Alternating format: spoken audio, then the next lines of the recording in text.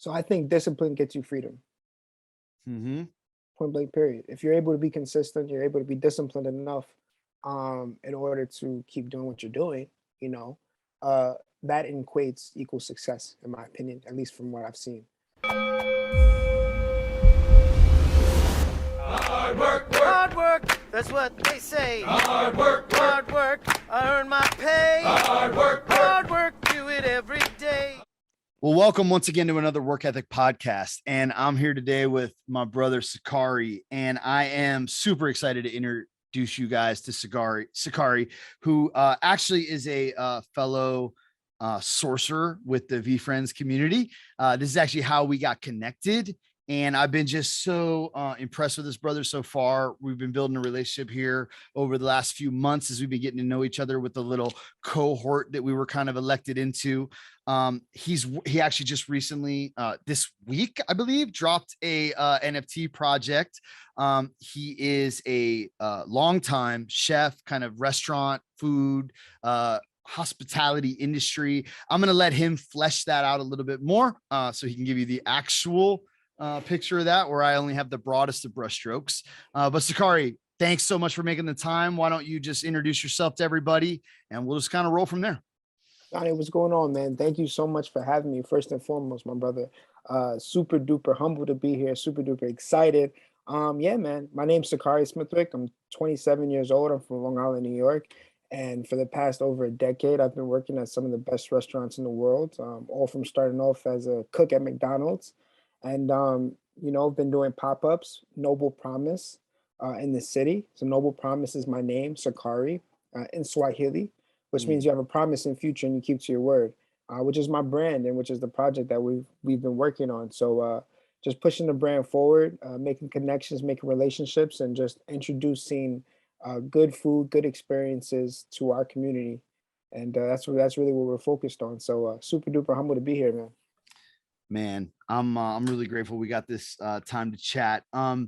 So well, I'll tell you what, why don't you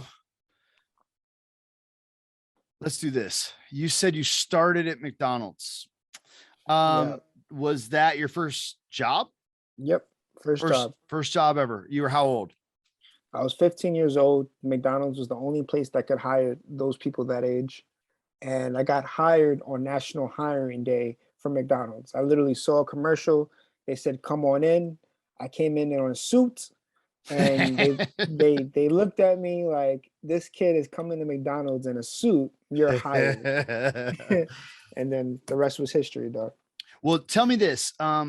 Before that, before Mhm. you had employment, let's say, so if that's your first job, paying job, employment, do you have any earlier? So, this show's called The Work Ethic, and I'm really interested in like humans' relationship with work as such.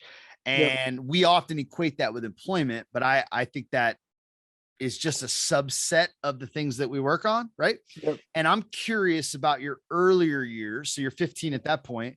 Yep. What is your earliest memories about, let's say, the word work, the concept work? Like, try to think about where did the relationship with work and your awareness of work come from, and how did you shape a definition maybe before employment? Yeah, that's a great question. I would say for me, with work, it all came from freedom. Mm, I just wanted freedom. With anything that I do now, with everything, it's been an ongoing thing for me. So at that time, what work equated to was freedom, right? Money equals freedom. Basically, there was this tradition where my mom said that I had to go down to North Carolina every summer if I don't have a job, basically. So if you don't have a job, you're gonna have to go down south. And it was cool. It was great. It was one of the best experiences. It's one of the reasons why I became a chef. However, at that time as a kid, you want to go out and play. You want to go, be with the cool kids and all these things. So for me, getting a job equated to freedom. You know what I mean? And throughout my career, everything has been about freedom. The reason why I wanted to be the best was so people could leave me alone and not get yelled at when I was working at some of the most tough restaurants. You know what I mean? Became an entrepreneur early days for freedom. just for money. You know, I sold T-shirts that said "I heart thirsty blank." I won't fill in the blank, but it was a lingo that was known in the high school, and I used to sell those T-shirts. You know, I used to sell alcoholic beverages on campus. You know, did anything that I could for this quote unquote freedom. You know, my earliest memories was like making a peanut butter and jelly sandwich. It was because, you know, nobody else would make it because they were busy, and it was my first independent thing that I could do. So just a lot of freedom and work kind of just went hand in hand together. All right, so I'm super fascinated with this. Let's I want to pick at it and unpack this a little bit based on what you said. So one, you said, well, work equaled freedom, and then you said money equals freedom. Well, if Yeah. you take like a logic class, you go, well, if work equals freedom and money equals freedom, then work equals money. And so that like is, and as you flesh that out, strictly ties to financial, so money, financial gain, and work. And then I'm curious. So like, and then that equates to freedom, which I actually, it's interesting. I actually equate, this is like I would say the opposite of freedom, I would say, is what poverty is. So the opposite of poverty isn't having money, it's freedom. But then you equated freedom of money. So I'm like, well, then it's having money. The opposite of poverty is having money, right? And I have personally thought, I don't think it's necessarily money. And then I think like, well, there's things we put work into that are not employment or that don't gain. Like maybe you worked out your muscles at some point, or you worked at some skill or some sport, or you worked on a relationship maybe. And so I'm interested in the connection to work and freedom. I want to question the little piece about money in the middle, but it makes perfect sense in the context of our society, our economy, our culture, that we do that. But I want to ask you to like challenge that thought and pick that apart a little bit. Yeah. So at that age, for me, work equaled freedom. Now a job work doesn't equal freedom at all because I've grown, I've learned, I've developed.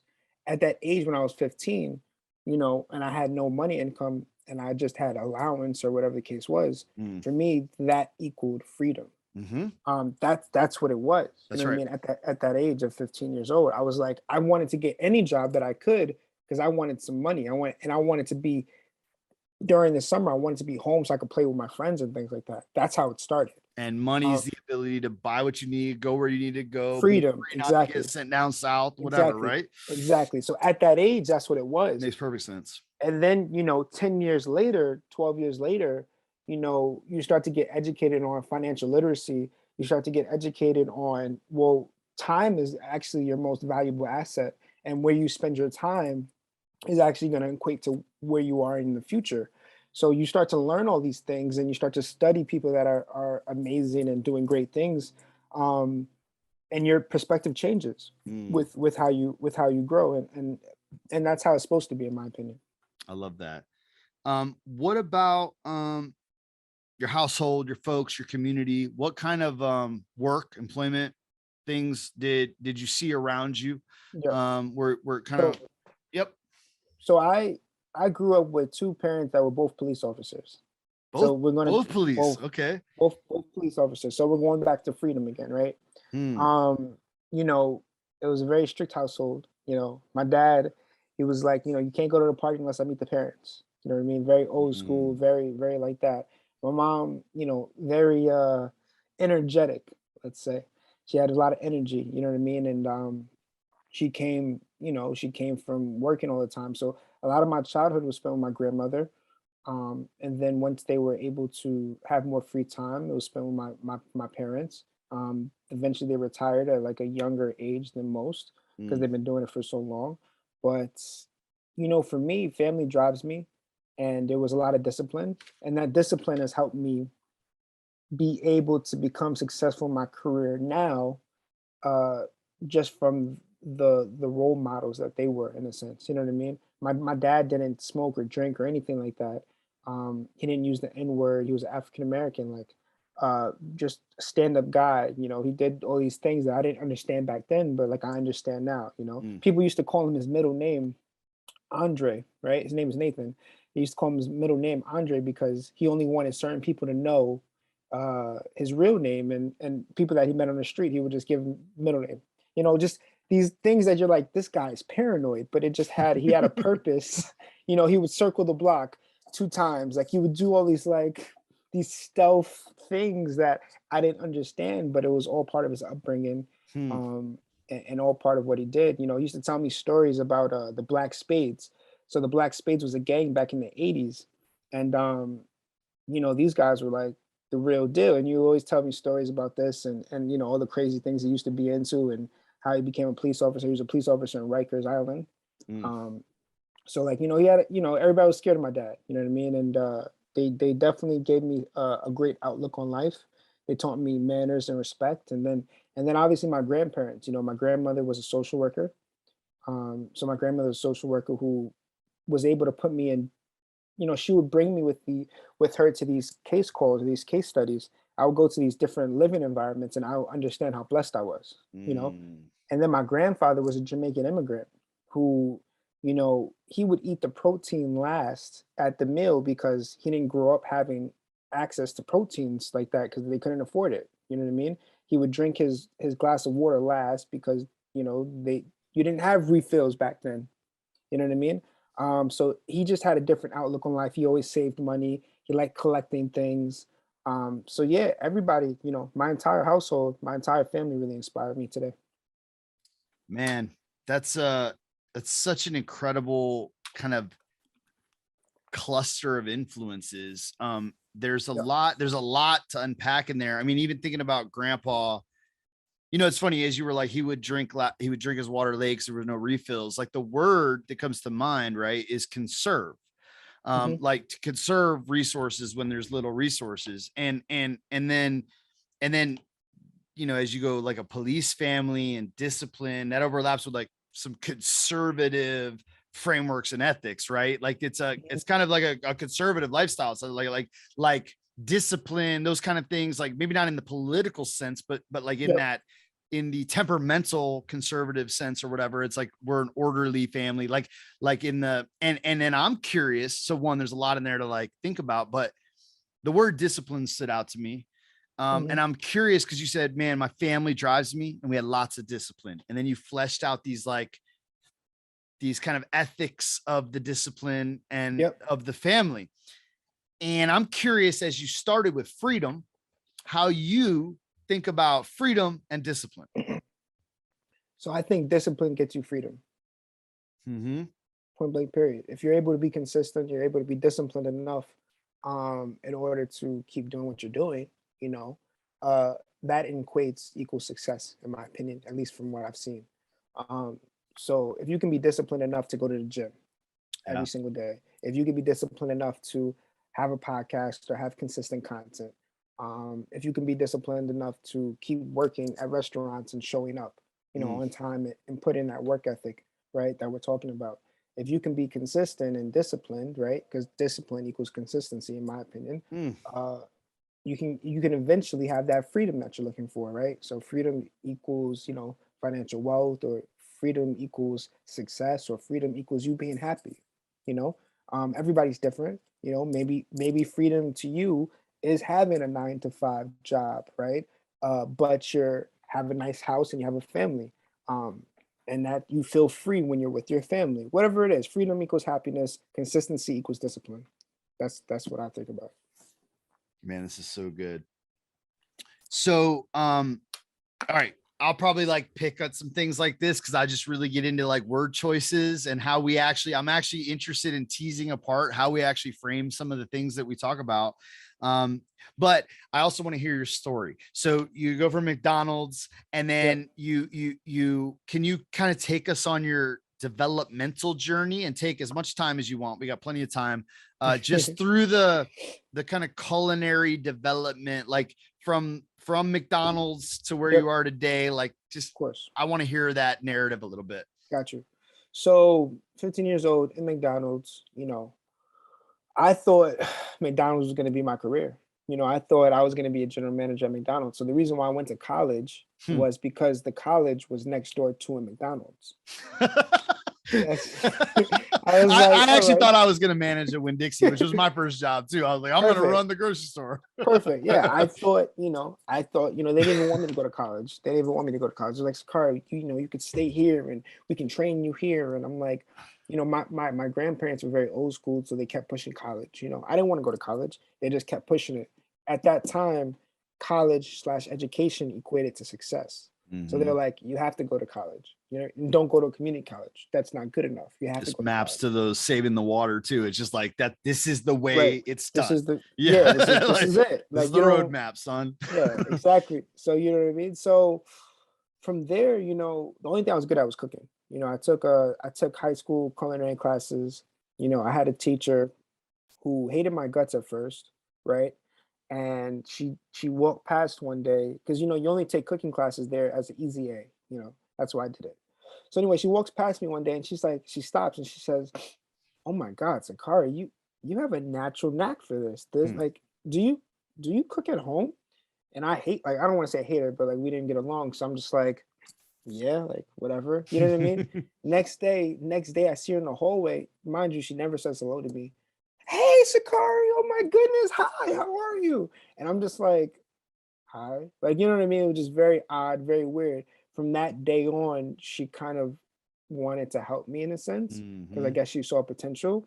I wasn't really keen to that because obviously I felt, I don't want to say used, but it just didn't feel genuine. You know what I mean? Um, she recommends me for advanced cooking classes. I have advanced cooking classes from the lady, Miss Guchek, amazing lady. Basically, in that class, I learned everything that you would learn for the first year of culinary school, right? So you go back to, where I came from, Long Island. I went to a good school. It was predominantly white school. It was, I don't want to say it was segregated, but if you go into the commons, right, the commons the whole way, half the people will be white and then the other half will be minorities. You know what I mean? And the only like minorities that would be on the white side would be the athletes, really. It wasn't like a segregated school, but it just happened to be like that. You know what I mean? Um, but I say that to say that I grew up I went to a like a good school. We lived on the border of a bad neighborhood, but it was right on the border where we were able to go to a good school. So anyway, I was able to get the education that I needed for the first year of culinary school in high school. So in return, that made me realize like, okay, cooking is something I could do. And two, when I went to culinary school, I was already ahead of everybody because I learned all this stuff. I learned about what a bechamel sauce is, the 5 fundamental sauces. I learned how to saute. I learned how to do these things. So I was taking school like a joke, really. I was like, I got this. This is easy. You know what I mean? I'm about to get kicked out at the time. Wait, I'm about to, can I pause you? So remember, yeah, of you're about to course. get kicked out. Let's time out real quick.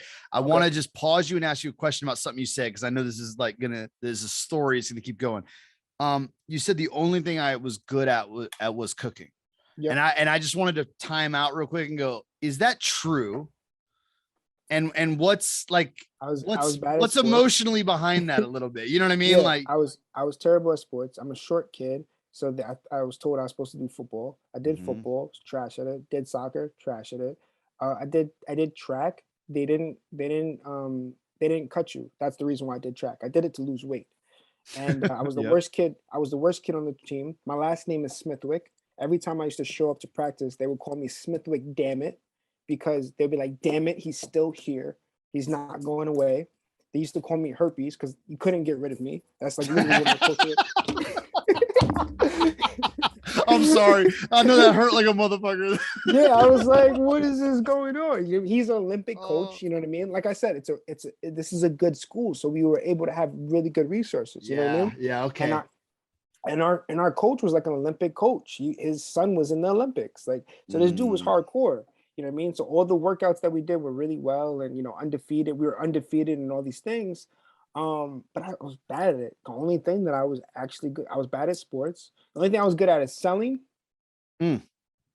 and cooking. That's it. The two things: selling and cook. And I knew how to dress because my father was from Harlem, and in Harlem you get fly.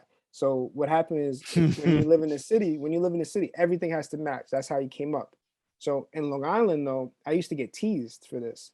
I would have matching sneakers with matching shirts. That's what I was known for because nobody else was doing these things. Because not, it just was Mhm. unheard of. And you know, the people used to be like, Sakari, why does your shoes match your shirt?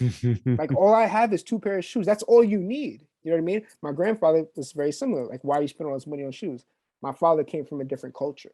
You know, he was like, no, you have to be fine. Appearance matters, you know, hygiene matters, all these things. So it was just how I was raised, man. Okay, so I'm so glad I asked you that. So that made a lot of sense of the kind of like what I don't feel like I'm enough at or good at, and like the picking on. But then you go, well, there was a couple other things actually. I was fly, I could sell, and I can cook. And this maps to where we're gonna go. Okay, back to I'm about to get kicked out. All right, because I was like, there you go. There you go. That's great. I love it. I love it. I love it. This is good. This is good. So I'm about to get kicked out. I get introduced to my fraternity at the time, Lambda Alpha Upsilon, and they represented to me just like bigger role models. They were, you know, the guys that were, you know, dancing on campus. They were professional. They had ties and all these things. I got introduced to them, and they were able to break down why you should be in school at a different way than most people do. You know, like if you hear from your parents, you're really not going to listen to it, versus you hear from somebody that's around your age group that manage themselves in a well way, people respect them, you would heed to it a little bit more. Who's this group again? Lambda Alpha Upsilon is my fraternity. Okay. So it's a national Latino fraternity, Afro-Latino fraternity. You know, there were African Americans and Latinos in the fraternity, stuff like that. I went to an interest group.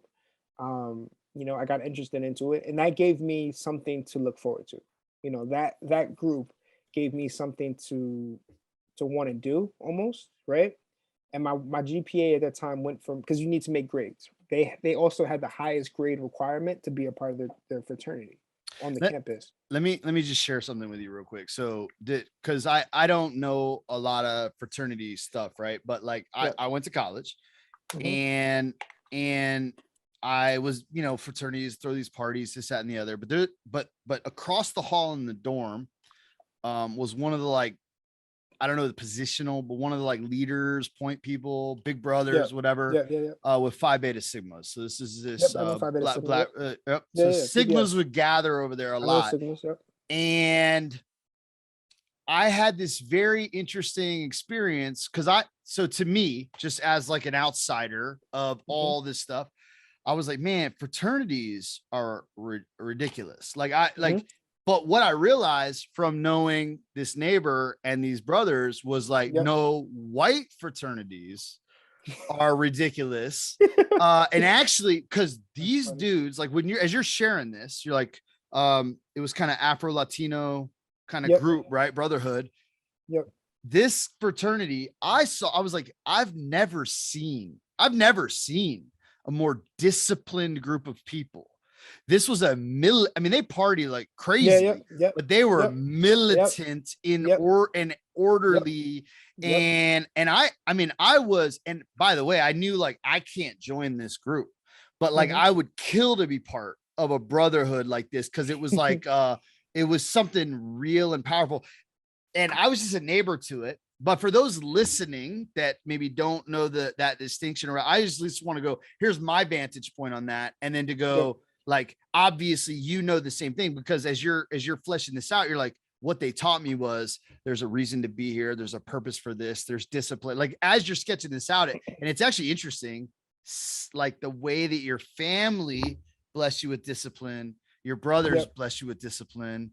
And I feel like this is all part of a developmental story of like this life of discipline, which I think is. So anyway, sorry to keep interrupting, but I'm like, this is, I want to just illuminate it for people listening, right? That don't know these things, but continue.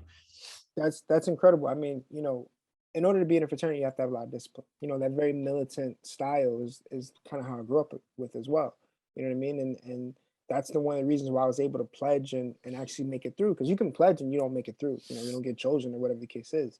You go through these weird, you know, whatever it is, things.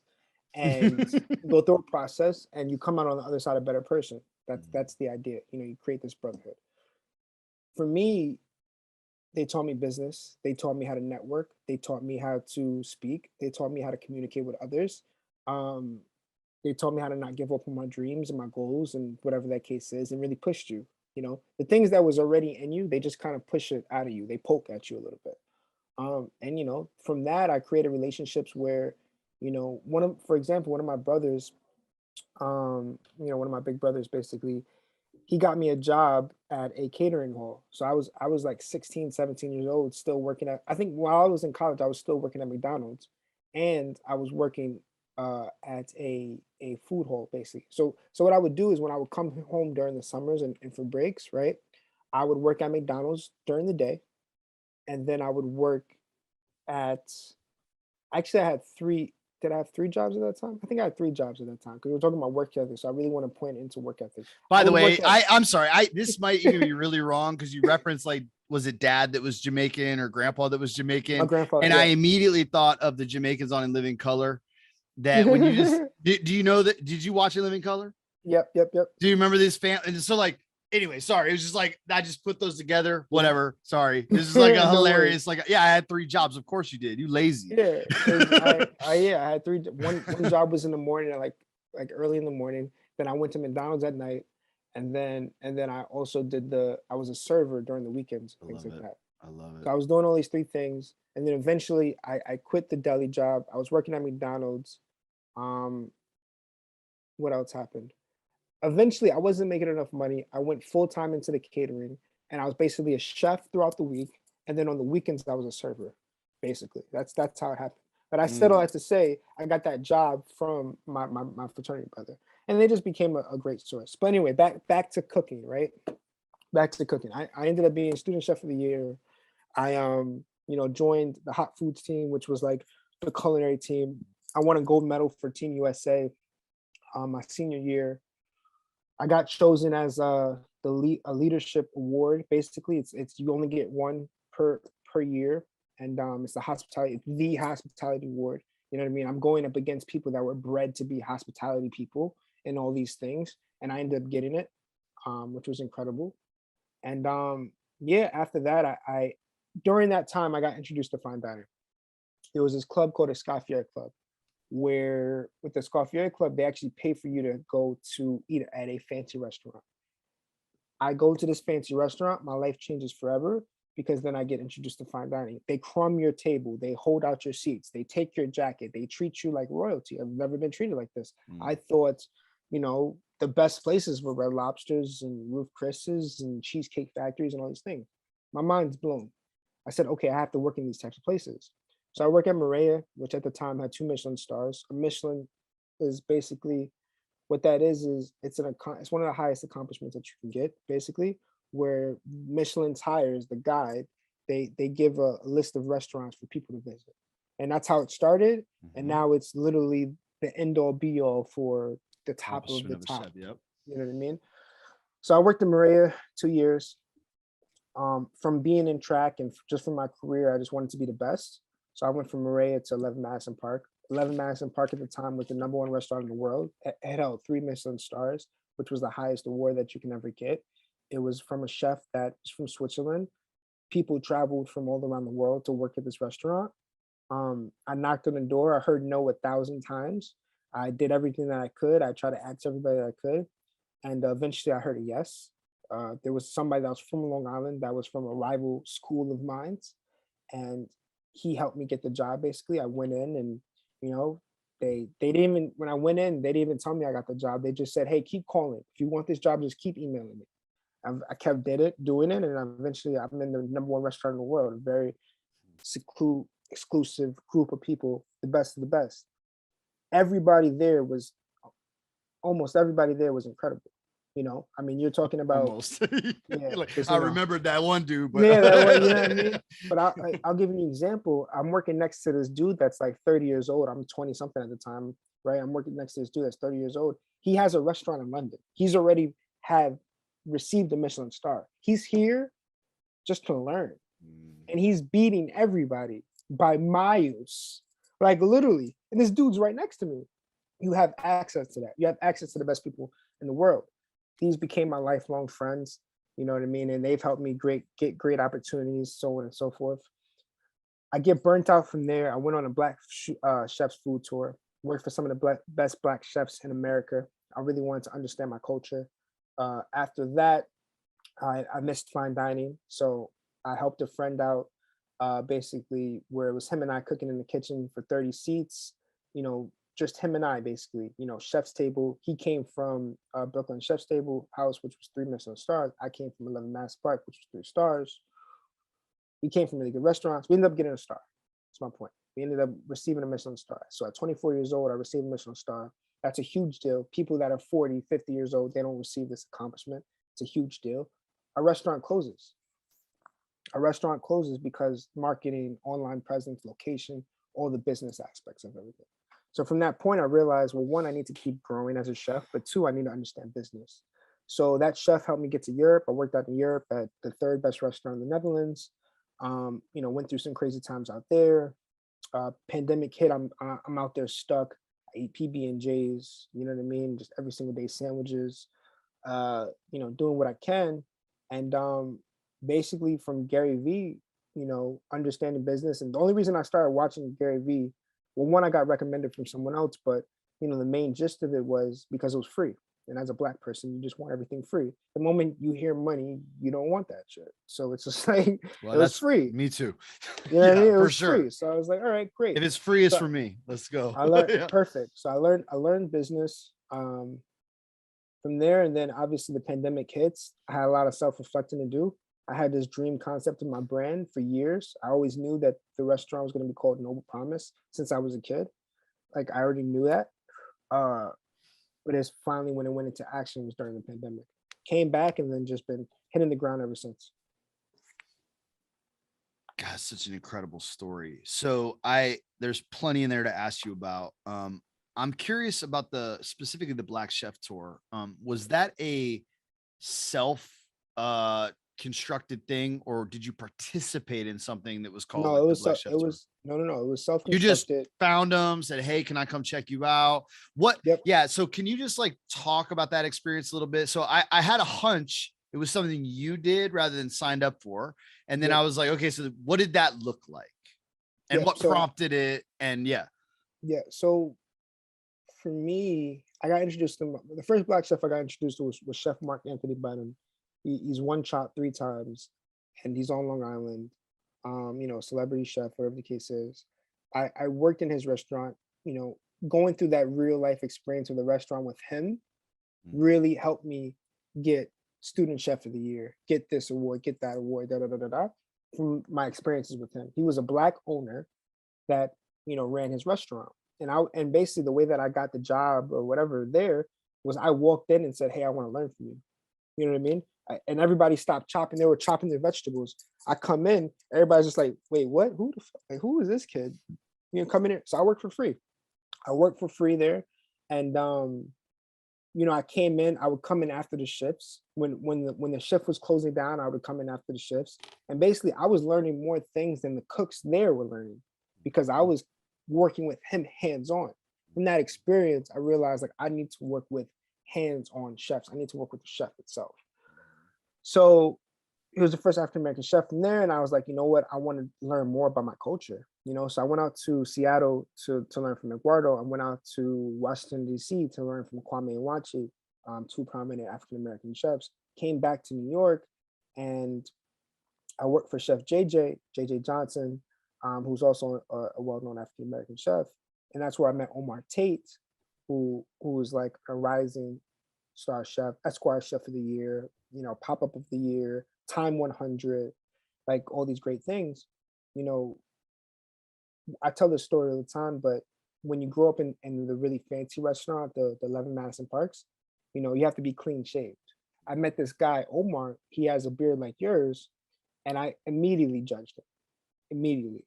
And I was like, who is this guy? This guy ended up being one of the most influential people in my life. He taught me about Black storytelling. He told me about our culture, our history, and how important it is to tell stories. So if I didn't go through those experiences, I wouldn't be who I am now because my entire mission is focused and based around that. You know, it was what kind of chef am I? Who am I? And it turned into this is who I am, and I need to tell these stories. You know, that's how it happened. man, dude. So I feel like that's such a and how long of a time is that tour that Like a few frame? months. Few months. So it's not a tremendous amount of time at each of these spaces, but can I come spend a week with you, a weekend All you with need is one you, day. a day with you? All you need is a day, because once you understand the basics, you can immediately understand what you're getting yourself into, what it is from jump. You see the difference, you see the decisions, the choices that are made. You already know. Yeah. Like Gordon Ramsay says it. He's like, he knows a chef within 30 seconds. I can walk into a place and I know exactly if it's gonna have good food or not. Like it's just the sixth sense that you have from working as a chef. Yeah. And that's what I was able to do. Now, is it right all the time? Of course not. You know what I mean? But what I saw with the reason why I ended up staying in New York with JJ and Omar was because Omar took on the role to say, hey, I see you're doing things with Noble Promise. I'm doing things with Honeysuckle. Let me teach you. He took on that role as a mentor. A lot of the other chefs were too busy. They didn't have the time for it. Omar took on the role, and I owe him so many flowers for that. How long did you kind of stay like side by side with him, or in that kind of intentional? So when I left, I ended up leaving because like I said, I missed fine dining. I missed the essence of that. When I was leaving, he says, look, I understand you're leaving, but we need to keep in contact. This is the next event I have. Come to this event. And basically I was working with him while I was doing my own thing. So I continuously still work with him. You know what I mean? If he has an event, I'll work with him. Like he took me out to different events and he introduced me to other prominent Black chefs, and he's just been a great guiding figure. Even now, he's working on some things and he's still giving me his resources. He still gives me advice. If I call him for advice, he's still there. So it's important to have people like that in your life. So important, man. It sounds like such a valuable kind of mentor. And I mean, like the call back to like storytelling, our culture, our people, and knowing kind of what you then decide to kind of double down on and work on moving forward, and what you've been working on recently is ecstatic. I'm a little curious in the narrative. Then you went, I was working in this I encountered fine dining. I hadn't grown up with that. It changed my life, blew my mind. Entered into that world, had like the tippy top of opportunity in that, which is incredible. But then went, I want to connect with Black chefs, and I go on this tour. But then I miss fine dining. The implication of that is when I went and visited Black chefs, I wasn't in fine dining. And I wanted, and then I wanted to hear about that distinction. So it's implied and go, I was with them. So those are not fine dining, is what basically is the implication of that. And I'm like, talk to me about that. Like, why? What is that? What are the observations there? What did that mean when you said not this, that? Like, what's like unpack that a little bit. So you're going from, it's a learning lesson in everything, right? And it's a beautiful experience. And I think that if you're a young cook or a young chef listening to this, I think that you have to go through these different experiences in order to figure out who you are and what's best for you. I'm going from, at that time, the best restaurant in the world. I mean, a multi-million-dollar kitchen, $1 million stove. I mean, everything is clean 3 times a day, like very, very disciplined, very strict, to something that is not like that. A lot more carefree, a lot more fun focused, a lot more, free, things like that. Even in Europe, it was a different demographic as well. When I worked out in Europe, that's when I really, let me answer your question first. So the difference is basically just the level of expectation. Sometimes people can put out food that's okay and it will be okay, versus, at that high level, if it's not perfect, quote unquote, then it has to be redone. So just high level, high standard, a lot of love, a lot of passion, and those types of things. So it was just two different things. It was very different. My guess would be, I mean, I immediately went, the thing I assumed was even just type of cuisine. I'll tell you. Type of cuisine, right? Like these are, but that's not it. Because you could do this there and this. Yeah. Okay. The main, I think the thing that really touched me, what I realized was that one of the reasons why I missed it is that when you work in regular kitchens, you're surrounded by people that might not be as passionate as you about cooking. That environment isn't as beautiful, right? Mhm. When you're working at the top of the top, everybody there loves cooking. When I was in Europe, I'm working harder than I was ever. Everybody there worked hard. Everybody there cared. Everybody there loved. Everybody there. It wasn't just a job. Yes, Now this is their vocation, their calling, it their it passion, was whatever. the everybody. So it be created this creative hub of passion, of love, and fun. When you work at places that some or most of the people are doing this to get a paycheck, the environment isn't the same. The love, the passion's not there, and it's just not as fun. So that's really what the key indicator was. It's When you huge. work when you're working at these top places, everybody there wants to be there, versus when you're working at these other restaurants, people are there because they have to be there. And it's a two different environments.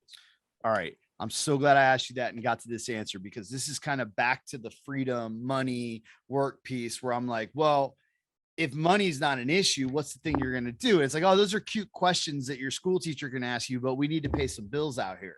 Right. And so it's like, sure, but it's actually an interesting question where it's like, well, what are you built for? What are you called to?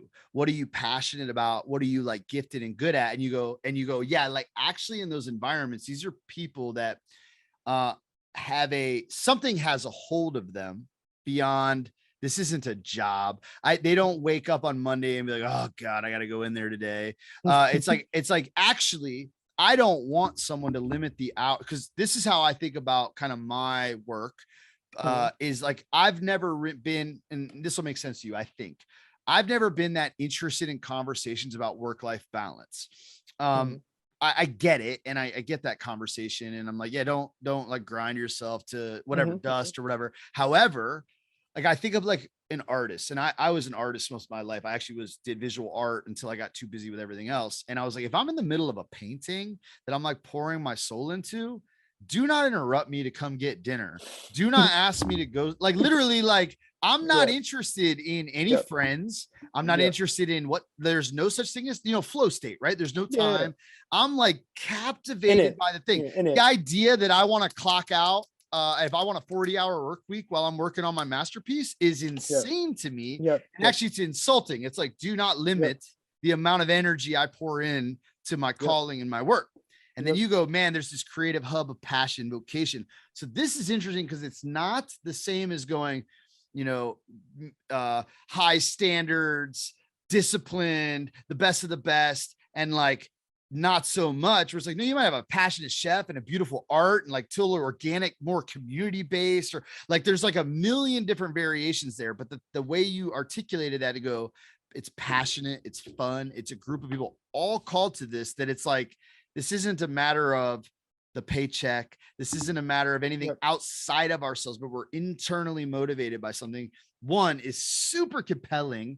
And then I want to pull back to like, it's very interesting to me when I think of the words amateur and professional, because these are the professionals in this space, right?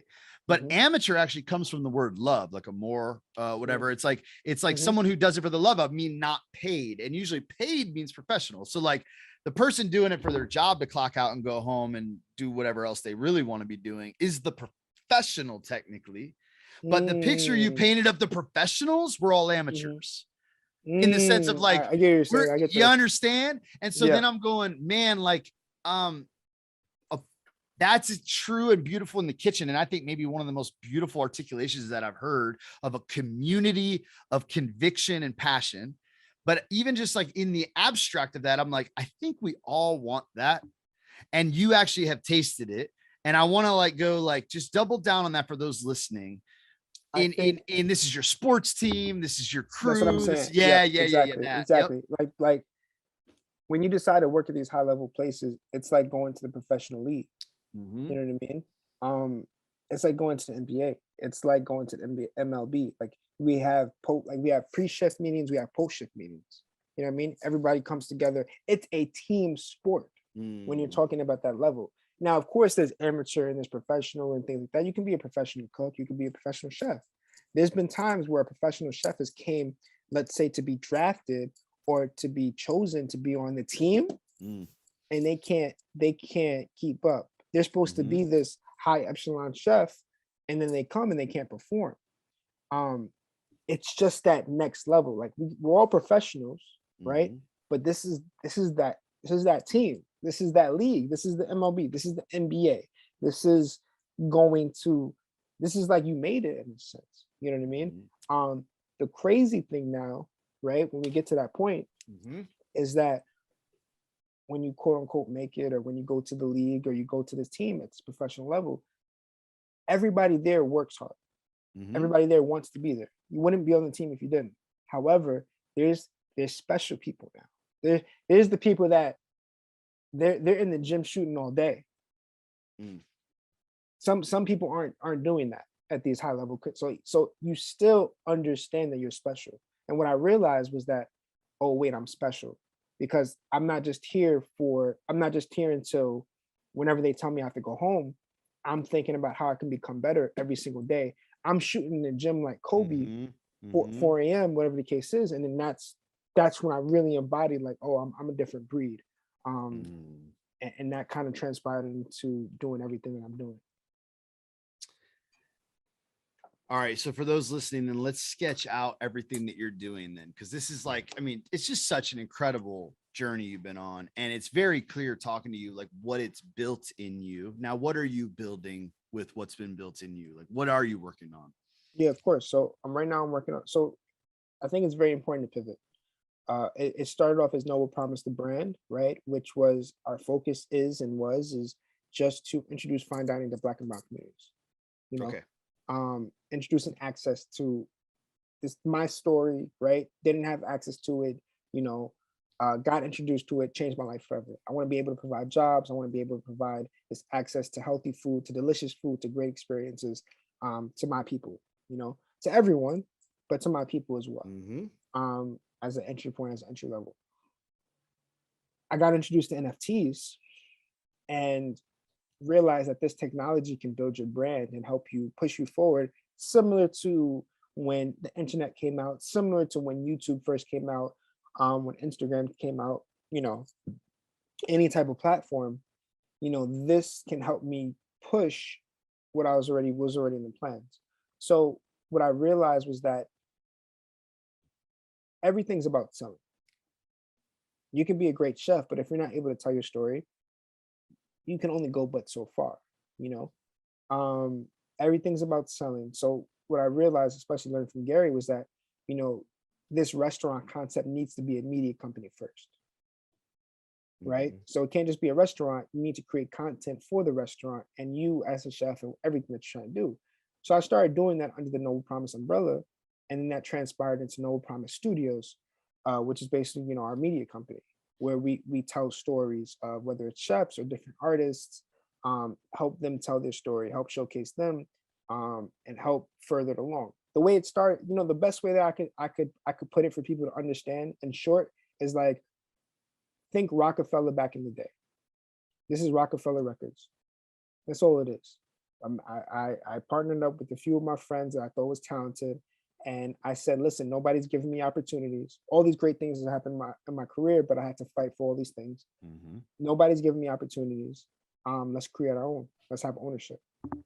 You know, and that's literally how it started. So I'm using NFTs now as a way to build this platform, Noble Promise Studios, right? Where we showcase our art and we use it as a platform for emerging artists. You know, I didn't want to just be able to become this celebrity chef and then look around and nobody came from where I came from, was up there with me. Because I really believe in myself. I understand that I'm going places and all these things. I didn't want to look around and be alone. You know, I wanted to be able to be around people that I felt either deserved to be up there or I felt are doing great things. So I called up a few of my buddies, you know, Kelsey Giddings, an amazing artist, Moshe Douglas, he's owner of a fashion brand called Peace and Parmesan. He sold an NFT for 1.2 million. However, his NFT that he sold, he didn't really reap any of those benefits because he was just the artist in that. It all goes back to ownership. I want to be able to showcase these people, you know what I mean? While I'm building what I'm building with Noble Promise. So came together, we created this NFT project, right? Where basically all their artists showcased, they get even distributed a cut of it, right? So even though I'm the founder, I'm not saying, hey, you get 10%, you get 20%. No, it's all even, right? You get to retain ownership of your art. I'm not taking your royalties from your art. I'm not taking ownership of your art. This is literally a platform for you to showcase your art. And I'm attaching it with my brand. So in return, gives value to the people that are holding this NFT or buying this NFT. So what does that mean, right? That means that when I do a pop-up, maybe I just want to do a pop-up where, you know, it's exclusive to our member holders. You know, maybe I want to be able to give free food away only to people that hold my NFT. It's something, what I realized with NFTs that you can build on top of it. You know what I mean? And it's something that is attached to my brand. It's something that was already in the works, and it's something that I am going to work on for the rest of my life. This isn't a fad, and I'm just going to be like, oh yeah, this is cool. Like next thing, like, you know what I mean? How people just, it's the next girl. It's no. This is a marriage. This is tatted on me. This is my life. This is my brand. This is my name. It's my reputation. The concept can change. You learn more information, it can change. When you're working with these high level chefs, things change all the time. Dishes change every single day. Menu items change every single day. Maybe you want to do it this way. Maybe you want to do it that way. That's all part of being an operator, a founder, a leader, an executor. But at the end of the day, Noble Promise is not going anywhere. And the goal is for after I die and I'm in the ground, for it to still be here. You know, that's what we're all working towards, is legacy. You know what I mean? My father, I'll give you an example. My father passed away, and you know, one of the worst things ever. And we turned him into our mascot for the project, Noble Nate. He was one of the most noble people that I've encountered in my life. Now, after I'm gone and after he's gone and so on and so forth, this legacy is going to live on forever. So that's why we're doing it. That's the reason why. It's for legacy. We're trying to change the world, and we're just trying to change the world in a positive way. You know what I mean? I think being noble is a beautiful thing. I think that it's about having honor, living with good, kindness, all the things that Gary speaks about, all the things that I believe in. It's just being a good human being. And I want to build a brand around that. I want to build a brand. I want to build a restaurant environment around that. I want people to be able to come into that and enjoy their job and love what they're doing. So much, but that's it. Man, this is it's just such an incredible effort and place you come to. And even as you're talking about what you want to build it into and saying, this is what I aim at. And when you said it's a marriage, it really sunk in as like, well, a marriage is a noble promise. Like when you actually said, you said Sakari is Swahili, is that right? Yeah, for Swahili, yep. Noble Promise. Yep.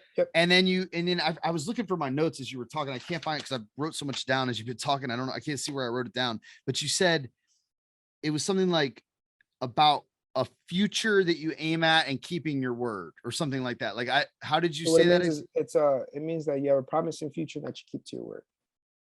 And then as you flesh out the thing that you aim at, and I go, and you're like, it's tattooed on me. This is a marriage. This isn't we're going to figure this out, but this is the thing we're doing. We're going to move this along. Not to interrupt you real quick. No, please.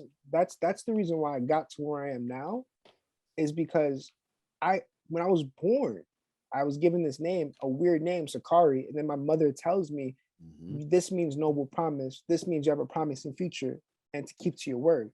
So from out the womb, I felt I was destined for greatness.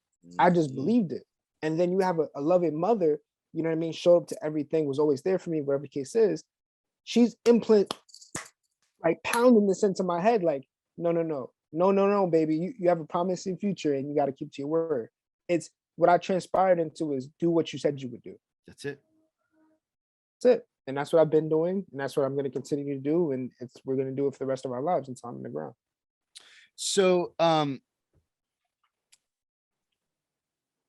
you said that you, at one point in this, you're like, well, then I became aware of NFTs and you kind of moved through this, but I wanted to kind of like double click back to that and go, how did that happen? And what was it that clicked for you? So I follow Gary Vee. Yep. Everything Gary, I won't say everything. Most of Gary Vee thinks his predictions is right. So I was pretty good. it's pretty spot on. Yeah. He predicted the sports cards, right? So I went all in on sports cards. I made some money. I was able to even give him a sports card with the hopes that I can get a mentorship one day. I gave him my most rare rookie card, which was a 1948 George Mikan rookie card, which was the first celebrity basketball player. I gave it to him because I knew that he would want it, and I wanted to give it to him as a way for him to remember me, because I felt like I want to get this mentorship somehow, some way, and I'm going to give him this card. Fast forward, Gary comes out talking about NFTs, and I don't get it. I have no idea what NFTs are. I'm like, this is stupid. So I start telling people that I think it might help. I'm like, hey, this guy Gary's always right. Maybe you should look into NFTs. And then Gary breaks it down and like, this is for everyone. And I'm like, wait, what? What do you mean? you could be a chef and this could be for you too? So he comes out with a project. The entry cost is $1,500. He comes on live. And I've never seen so much conviction in my life for what he was saying. He's like, listen, this is going to be the best investment in your life. Da, da, da, da, da. Craziness. I don't have any money. I end up calling up a buddy.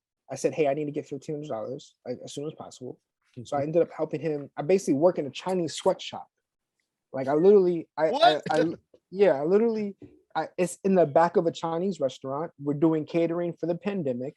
I mean, 200 meals to like work. It's like a to-go kind of to-go thing. Yeah. Okay. The workspace is like this small.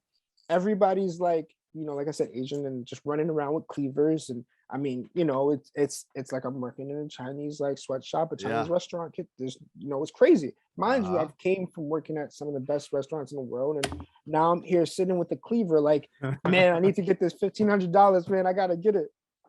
So I eventually get the money from selling basketball cards and from this gig, right? And borrowing money and whatever the case is. This is the most amount of money that I've ever had in my life, mind you, right? For some people, $1,500, whatever. It's the most money I ever had. I go onto the website and I don't even want to click it because it's the most money I've had. I don't even want to buy it. I don't even want to buy it. I'm like, no, I'm just gonna hold it because you get scared. Super scary, dude. And I don't even know what the hell this is, right? Yeah, I don't even know what this is. So anyway, we end up putting the money in. Best investment of my life, ever. And I make the most money I've ever made in my life. It went from $1,500 to being worth $45,000, at a high of $60,000. That's right now. I predict it could go up. Oh, it's just the beginning of that. It's just the beginning. Most money I've ever made. This is incredible. I had freedom in a sense. So like I said, that transition of freedom. What I understood was that investing equals freedom. When you start to invest, when you start to build up your assets, now that's freedom, because the goal is to be able to have free time to do what you want, whether you have a family, whether you want to go to a restaurant, like the goal is to have time. When you get older, you realize the goal is to have time. So investing equals freedom to me now at this current state of where I'm at. All I want to do is acquire the most assets and bet on myself and invest in myself. So that way I can get to freedom, just having time. Best investment of my life, craziness, amazing community, the VeeFriends community. Everybody is really nice and kind for the most part, and really just like a really dope community. It really is. It's incredible, man. And I gained so much value from that. And what I read through, there's this video of guys saying in it, and it makes so much sense. Basically, don't do what Gary says, do what he's doing. And he said that's how he was able to make millions, and et cetera, et cetera. So for me, that outlook has always been like, all right, Gary is saying things. I don't want to be a consumer of Gary's. I want to be a partner of Gary's. You know what I'm saying? And in order to do that, I have to do what he's doing. So he dropped an NFT project. I need to figure out how to drop an NFT project. He's dropping a YouTube video.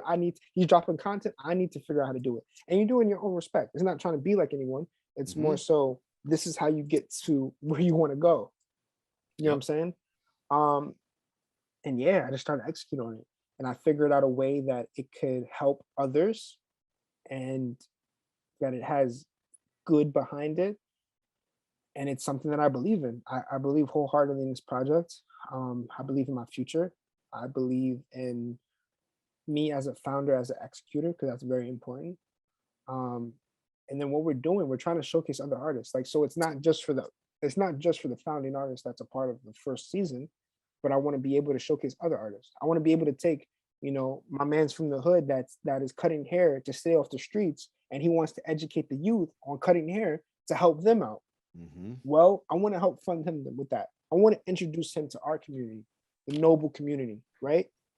I want to introduce him to our community. I want him to create an artwork or create a piece, create some type of value. And I want the community, because there's enough money out there, there's enough people, there's a movement, there's a community out there. I want to be able to help him change the world as well. Mm-hmm. And in return, we're changing the world and we're doing it for good, you know? And then that's what it's about. So it's not even just about me. This isn't about me, it's about everyone else. It's about, so it's so much bigger than me, you know? Like that's why I fight and I kick down the doors, right? It's for legacy. So once I get through these doors, right, opportunities that I have, I want to be able to give to the right people, and help others. So that's literally what's it about.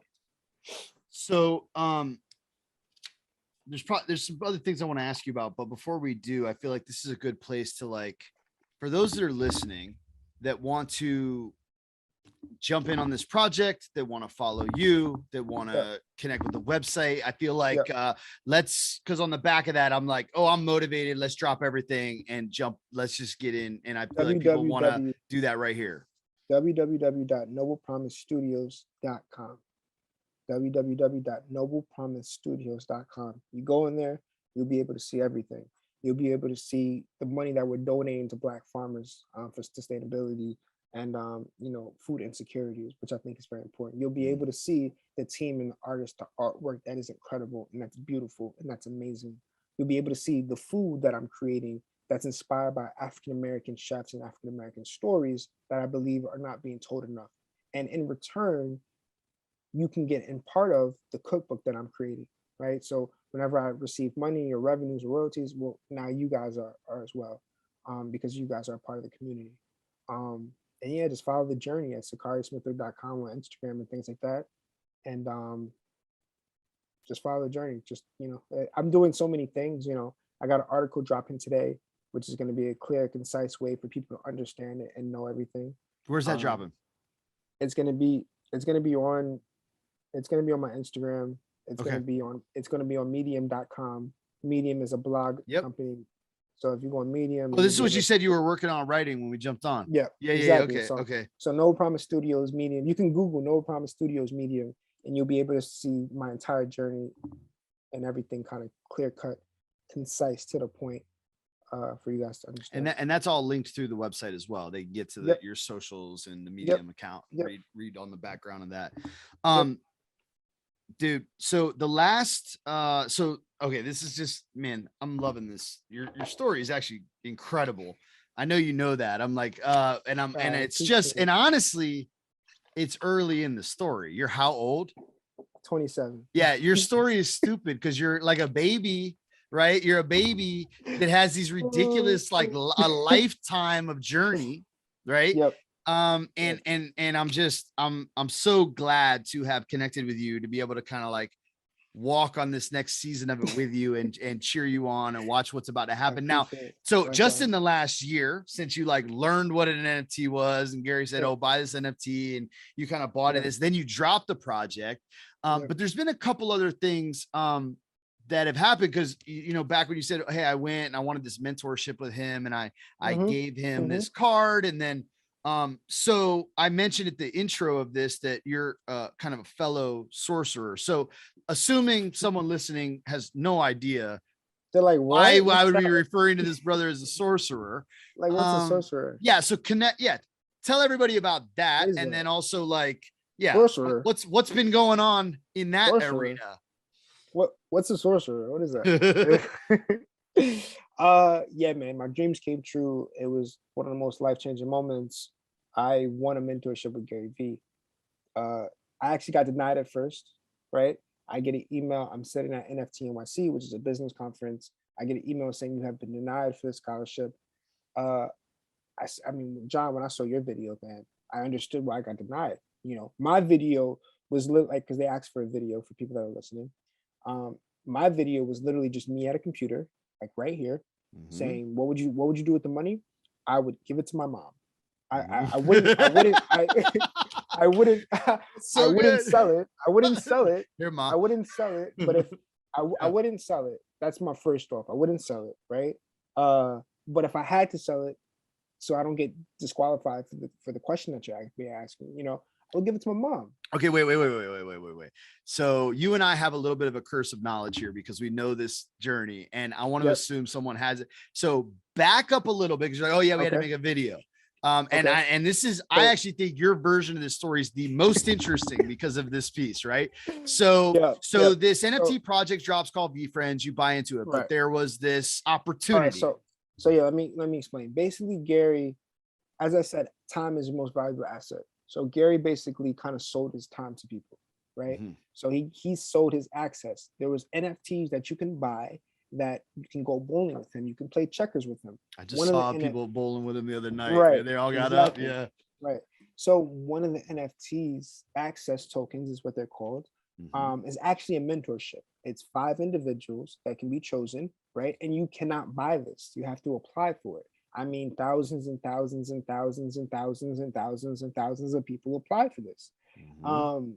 You can only and basically what you get with this is a mentorship from Gary, right? So over the next year, you get 5 Zoom meetings with him.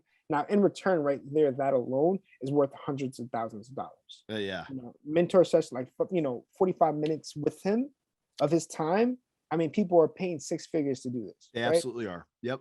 And then on top of that, you're getting 30 hours of resources that he has, whether that's his VaynerX chairman, his media people. It's just any of his resources that he thinks can help you in your journey. He's throwing at you. So it's an amazing opportunity, and you get an NFT that's worth a lot of money. So it's probably one of the most valuable in the series. Probably one of the most valuable NFTs in the series. So it's a life-changing experience. And I applied for it, and I get through the first round. You have to write an essay. The second round comes, and you have to send in a video. And John's video here is edited and beautiful and great answer. And my video, my dad just died, like maybe a few days before. Was it that recent before? Yeah, super duper that recent. I sit at my computer, and I tell them, like, listen, if I got the money, like, I would give it to my mom because my dad just died, and like we're going through it right now. I said it in a professional way, but that's literally what I would do. That's the fucking truth. And I was like, the question was, if you sold it, what would you do with the money? Right? Yes, exactly. I'm gonna give it to mom. Yeah, exactly. I was like, listen, I'll give it to my mom. We're struggling right now. Whatever case is, that's what I would do. It's the real answer. Close my laptop. I was like, this is it. Simple. Yeah, it's the truth. Long story short, I get denied, and it sucked. You know what I mean? I thought I was gonna win it because I gave him this basketball card. I was like, he has to remember me and all these things, whatever. I get denied. I see Andy, who's the president of VeeFriends, which is an NFT project, one of his companies. I see him in the street, and I go up to him, and I say, "Hey, man!" I tell him my story. You saw Andy on the street. I saw it was like an event, right? You saw him. It was an there. event. Yeah. He was outside of an event. Okay. I saw Andy, and everybody's going crazy. You're like, yo, what's up, man? Yeah, everybody's going crazy towards Gary. I'm nervous because I don't even I'm nervous. Yeah. But I'm like, all right, let me go talk to him. So I push myself to go talk to him. I'm like, hey, Andy, like, my name's Sakari. I'm acting nervous as hell. I thought I messed up. He stops me halfway through my spiel or whatever. And he's like, did you apply for the Sorcerer Scholarship? I was like, yes. And he was like, he read my essay, actually. He was the person, I think this is God, honestly. Like he remembers you. He remembers me, and he's the person that read my essay. Like, what kind of odd chances is that? It's the weird, crazy stuff, It wasn't just somebody that was part of the committee that like heard of me. He's the person that read my essay. So I tell him my story. He cuts me off halfway. He's like, man, you have a great story. I would just recommend to do this, whatever the case is. He helps me get into the wine party the next day or so. The next day, I think, or later that day, they have a wine party. He helps me get in because not a lot of people can get in. He comes up to me. He's like, hey, man, listen, I want to help you get in and like really like just very nice. He was very nice. I tell him, like, listen, man, I got denied, but I'm going to show you what I'm going to do. Like, I'm not even going to tell you like why you messed up or whatever. I'm not even gonna tell you. I don't like no, I'm gonna show you what I'm gonna do. I love that. I'm like, I'm gonna get to the top one way or another. Like Gary says, Mazel Tov. Like Mazel Tov. I'm gonna be at the top, whatever, and then we're gonna have a conversation. It's just not right now. It's not right time. So he kind of nods his head and he's like, that's why you made it past the second round. He just walks away. The next day, Gary posts the card that I gave. The same card out of nowhere. Incidentally, coincidentally, I don't know. It's really the weird. next morning he posted the card. How long ago had you given him this card? Like months ago. Months earlier, you gave him a card at some other event. You walk up, some hand other him event. the card. Exactly. Yes, exactly. And then the next day after this event, after I get denied, the next day, he posts a picture of the card. He posts a picture of the card that I gave him out of nowhere and said, obsessed. That's all it said?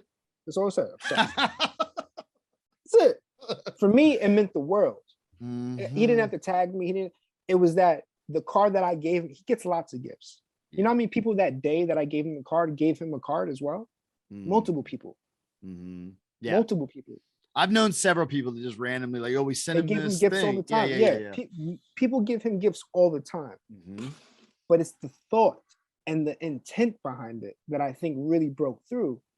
And when I speak to Gary, I mean, I can't wait to have this conversation with him.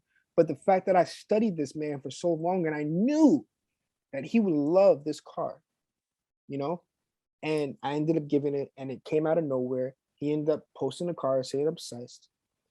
The next day after that, I get an email saying you've been reconsidered for scholarship. Hold up. So did you reply to that tweet? Of course I replied. Yes, I replied to it.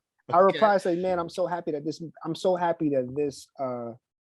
that I like not trying to make it about me subtly, but I'm really glad you appreciated that. Like this is the card that I got you. I spent over a year trying to get you. Like it meant so much to me. It wasn't just a gift that I was just like, yo, here, bro. Nice to meet you, bro. It was like I made a documentary on this. Like there's receipt. I have receipts. You can go on YouTube. Go to your YouTube channel. Y'all need to go watch this. I did actually watch this. I did. I have a documentary on the card itself, on the basketball player itself, on Gary himself. And when he didn't want the card at first, because mind you, I was trying to sell him the card at first. He didn't want it at first.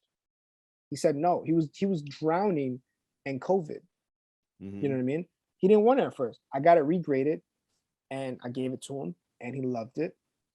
And somehow, some way I get reconsidered for the scholarship.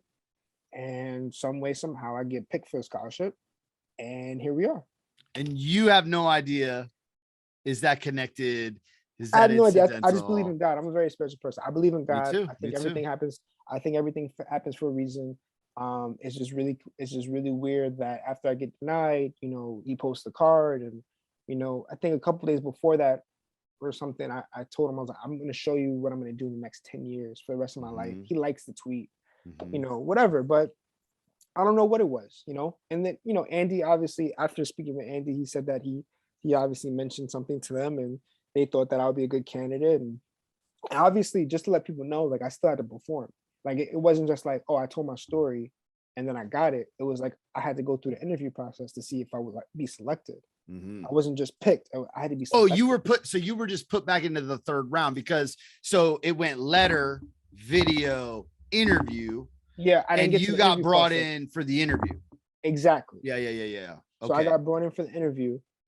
It's still not a chance that I 100%. You were just put back into the bunch of people because now there's at that point, I believe there was 15. There's like 15, I think, people or something like that. You know, there's 3 different groups. You know, I got put back in one of the people that might get it. And I just left my heart on the sleeve, dog. I said everything that I could in there. You know what I mean? When I went into that thing, I said, man, I don't even care if I get it. I was like, F this scholarship. I don't care anymore. Because I felt so, I don't want to say defeated. I already lost it. I already got rejected. Yeah, you already rejected me. You can't lose anything at this point. No. So I was like, I don't care. I already got like, who cares? So I went in there, man. I told him everything, man. I literally just wore my heart on the sleeve, and then I got it, and here we are. and now we're having this conversation. Well, and yeah, so this is actually how we met. So I have a very similar story without the rejection letter, right? We get brought into this. We are 2 of the 5 sorcerers that got selected. They get us on a call, introduce us to one another. And I'm like, oh, this is just weird because it's brothers and sisters that just feel cut from the same cloth a little bit. Like it was like in so many ways, right? Like, I mean, in value, in temperament, in all of these different things. It's like, oh, wow, that someone put some real thought into this little crew. And we've been getting to know each other, developing relationships. And then, like you said, so we at this point, just point in time, because I'm sure like we'll be more to the story down the road. But for those listening, we've had our first meeting with Gary. They actually had multiple that were supposed to be set up already. But after his first time talking to us, he's like, you know what? I want to introduce them to a bunch of folks in my network. I don't want to waste these meetings. And so they pushed them back, which I'm actually really excited about, right? Like, it's like, oh, good. They're not just going to crank these out and check this off. It's like, let's have some intentionality. Well, there's multiple people. Now, Sakari is the chef in the group, but there is a lot of food in the group for different arenas, food insecurity, things like that, food and technology. Not everybody, but there's a pretty good number of us. And so one of the groups that we got to meet with, and I wanted to bring this up, one, just like for those listening, as like, for example, this kind of mentor network thing, but also like, I actually specifically wanted to ask you, after your story as chef and NFTs and the way and your dreams of where you're going. So along the way through this story, VeeFriends drops, we're being brought in this thing, but Gary, who's launching businesses right and left all the time under VaynerX, it's just unbelievably ridiculous how many things they're spinning out. They launch what they call VCR group. So it's this like restaurant group, this like little crew of restaurateurs that are going to launch this kind of new concept or concepts with restaurants. But they just, for, I know you know this, but for those listening, they launch a it's called the Flying Fish Club, right? Is that the right name of it? They launched the Flying Fish Club, which is going to be a member kind of restaurant that you have to hold this NFT to come eat at, to come be a part of this thing. And so they auction off these NFTs. And then when they kind of meet with us initially, they said, oh, you know what? These guys are interested in NFTs. There's overlap with food. These are founders. Their hospitality, you know what? Let's get them to meet. So we got on one of those mentor calls that we're kind of going through that he's lining up for us with the VCR group. That's enough of an intro to that. I wanted to hear about your experience with that call. And then also it just seemed like really specifically in line with your work goals. So one of the most incredible things that anybody can do is dream.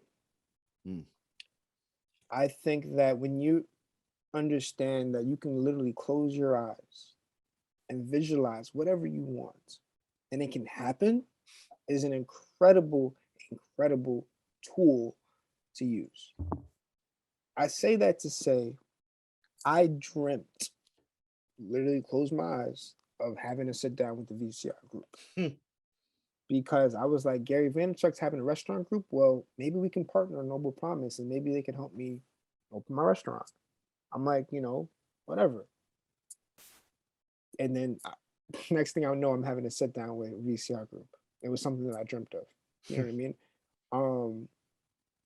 That's how much that moment meant to me. That's so incredible, man. You know what I mean? And to be there, and then I think one of the most incredible parts of that conversation was the vulnerability, the vulnerability that both sides had. That kind of connection with the chef's world, with the food world, understanding what a Michelin star is, understanding what fine dining is. They had that context already, so they really felt it. It was incredible. I think the most important lesson that I learned from it is that relationships take time.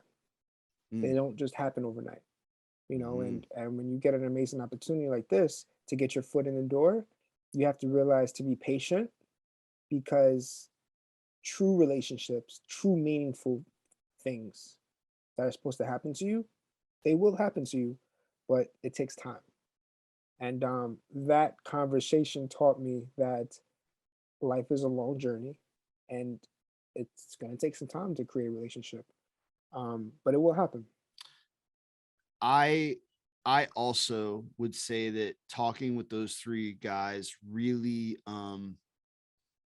left an impact in the, we talk about like what you want to do, where you want to do it, but like there was such a clear who you do something with might often matter more. Like there might be people in your life that you go, I need to stick with these people whatever we Mhm, decide to do.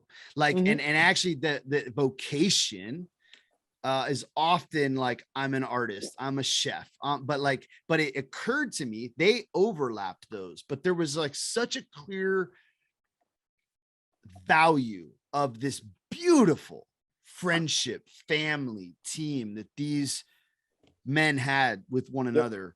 And then that they were now doing the thing that they've trained their entire lives to do, but not in it's not a job or a place where they're disrespected or a place Yep. where they feel disempowered or a place where they feel worked to death. But like they may work their fingers to the bone, or they may burn the midnight oil, but it's like they were just so clearly like they didn't leave one another after work. There was like, no, we're a family No, they're a that family. Their that kids worked know their together, kids. right? Yeah. Yeah, yeah, yeah. And it was, I mean, it was, I honestly envied it. Like genuinely, I was like, man, there's something that they have that is so powerful and palpable. Beautiful. Listening to them talk about their story and how that came to be.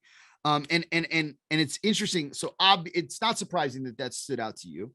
And I love that, man, there's something, so your version of this whole story is the most mystical version of it. Like it really is like you're like, I don't know if dad passed and then I ran into him and then they posted this and like, and then I had a dream about this. And it's just like genuinely, and not like, oh, cause you frame things that way, but no, like just Yeah. as a matter of fact, this is a freaky version of this story. Right. Okay, It's so crazy. the thing you just said about relationships though that stood out, you said they don't happen overnight and they Yep. take time Yep. and there's a long journey. And obviously, this is true of interpersonal relationships, building family, team. Like you don't walk in and meet someone and go, we're best friends. And actually, there's sometimes where you can really, I mean, I think it like dating, right? You can make the move way too fast, right? Like it's like you can Mess up the whole spoil, vibe. you can spoil the entire potential Yeah. journey Yep. by trying to go too fast in intimacy and relationship and things like that. Yeah. So what I wanted to do though, because part of my goal for the work ethic is to explore our relationship to work. And so as you say, like relationships take time. And I just think like, I think of like when we're young, we have an idea of what we want to do. It takes time to mature. There's relationship to ourself. There's relationship to our environment. There's relationship to Yep. other people. And I guess I just want to like put that statement back to you about relationships taking time. Cause I would go, that maps a lot to vocation taking time, dreams taking time.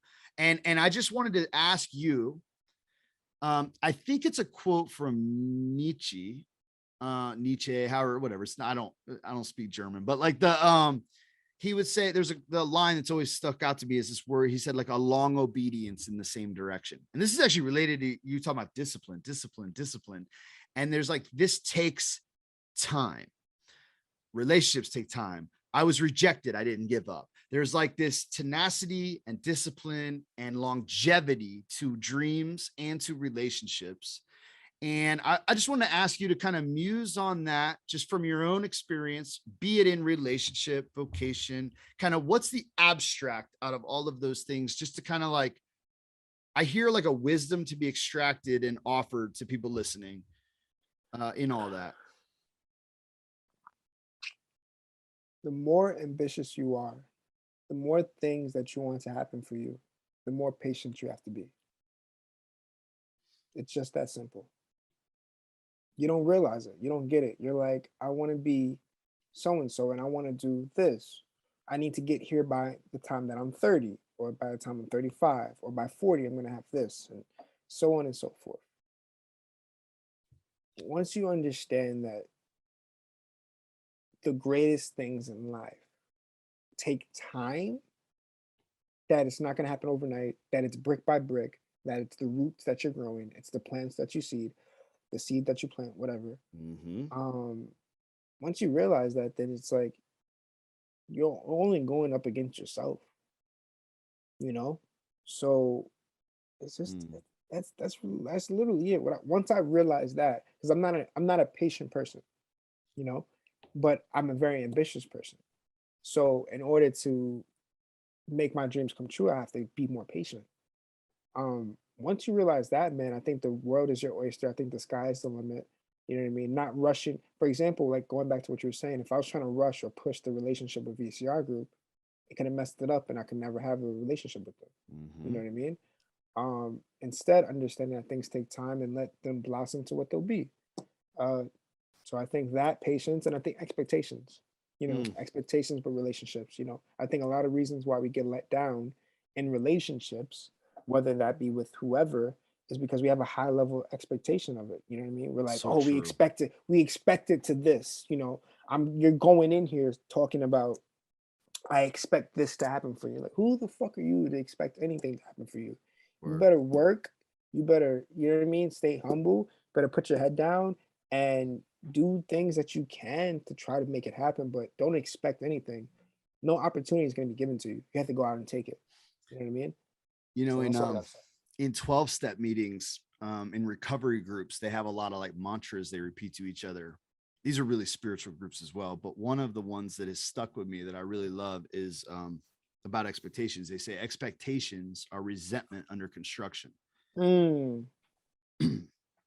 It's, or premeditated resentment is another way they'll say that. Expectations are premeditated resentment. Okay. The only thing you can expect in a relationship is what I told you. You told me we'd get on today at 4. I should be able to expect you today at 4 because you keep your word. But anything beyond the explicitly stated, you can expect this from me, and I make this noble promise to you, then is a unfair or unarticulated expectation. And we do that in relationship a lot, but I think you're right. We do it in life a lot. And as you were talking about the ambition and working really hard, and then the need for patience and things taking a long time, it's also interesting. So there's this, and I'm not going to quote this right, but people say, people way overestimate what they can accomplish in a year, but they way underestimate what they can accomplish in 5 years. And I know for me, that's been really true. Like I write goals every quarter, and I'm like, usually I'm like, man, yeah, I gotta, you get more sober over time as you do that. Like, man, actually that's only this amount of time. Right. I'm not going to change the world in the next couple months. Like, these, like you do quarterly or the year or review, but then I'm going to review the year. And I look at everything that happened over the year. I'm like, God, that was all this year. And it's a lot in hindsight, right? It seems like weird, like it's taking forever moving forward. But then when I look back, it's like, look how far we've come, because as you, it's just not, the irony is not lost on me, at least when, and maybe for those listening, as you're talking about how long things take and how like this long road that you need to walk, which is true that you've done. And also you're 27. It's right. Like look back and go, look at how much you can accomplish by staying the course and by just putting the next foot in front of the next. And I really appreciate you like taking the time to like share kind of this story. I want to ask you like a couple, maybe one, I was trying to ask everybody I talked to, how would you define success? Happiness. Oh yeah, you did that earlier. You got that locked in. Okay. And freedom, which is happiness, which is like happiness and freedom. Yeah, happiness and freedom. I'm going to go back. I want to go back and do all the equals from this episode and like tie them all together. I'm actually like, there's a really good like math problem in here that word thing. Is there anything that I should ask you about? Is there anything that you want to share or that you're like, I should ask you about? I mean, you did a great job with this interview, man. I You just think want to say, so? like, you've connected dots that I haven't been able to think about. You've been able to take my feedback and really dig deep and really, it's a superpower of yours. You know what I mean? So, it's really hard to say what things I didn't mention. I Yep. always want to speak about the reason why I do everything, which is like I said before, which is legacy. Mm-hmm. Um, you know, there's really not much. The only thing I could say is, man, that I I'll leave you with a quote from Nipsey Hussle. I love it. He's like you got to ask yourself, are you willing to die behind what you're doing? Okay. I love this. And I actually, so today's Good Friday when we're happen to be interviewing this. You said you believe in God, religious. I don't know if Christianity is part of that or not, but incidentally, Yep. in the Western world today, it's Easter weekend Good coming Friday. up. This is Good Yep, yep. Friday. And that is a figure that lays his life down for his dream, right? And that's today. And actually, if you looked at my Instagram today, I don't know if you saw, Getting but deep. I posted this photo that I have it hanging here in my office. But it's this Buddhist monk that lit himself on fire in protest and sat meditating while I think it's called self-immolating, but like literally poured gasoline on him in protest in Vietnam about this repression of Buddhist communities, pours gasoline on himself, sits in perfect stillness and meditation, and lights himself on fire. Today, I was thinking about that because of one, Good Friday, crucifixion, this like idea of like being willing to die for something, right? And then earlier, I was talking to a friend, so I'm just like reacting to what you just said, but I'm like, this is timely because I was just talking about this, and I actually think it's mapped to everything you've said, actually, and I actually think it's what ties why I think there's some kinship here with us. So earlier, I was talking to a friend. We share food with folks in the community and so every Friday we go share food in this neighborhood. And so we were driving back from that. And she's a smart college girl, and we were driving back talking, and Maslow's hierarchy of needs came up, which comes up a lot because it's like, well, are you familiar with that? So you've got like this pyramid of need, and at the base of that is like survival, right? So it's like food, water, just like I need to survive, and if that's not in place, like we can't move up the pyramid, right? And then after that, you got like security, right? So it's like, so it's basic survival, then you got security. And I might not, for those that really know it, I might not get this all right, but there's like belonging, family, community, like reputation, like what other people think. And let's see, 1, 2, 3. I'm missing one of them there. But I get at the top, there's like self-development, self-improvement. Oh, then it's kind of like, yeah. So it goes then family, belonging, then it's kind of like status or reputation, and then it's like self-development, self-actualization, self-development, whatever. And it occurred to me, like, because it was because of this like Good Friday conversation, I was like, man, these people that live like these heroic lives that are actually ready to die, Martin King, Jesus, Gandhi. And I start thinking of this guy, this monk lighting himself on fire. That I have this literally hanging in my office. I look at it every day as like it's like a symbol of something powerful for me. But I was like, those people, those are not the things that they care about. Like they need to eat, sure. But like like Gandhi will go without food in protest of this government, right? I am not concerned with safety as I march into this segregated town or this bus boycott. I am not worried what you think about me, and me becoming stronger and better, having some like status, reputation isn't what matters. Is that I'm willing to lay my life down for this thing. Martin King said, you haven't even begun to live until you know what you'll die for.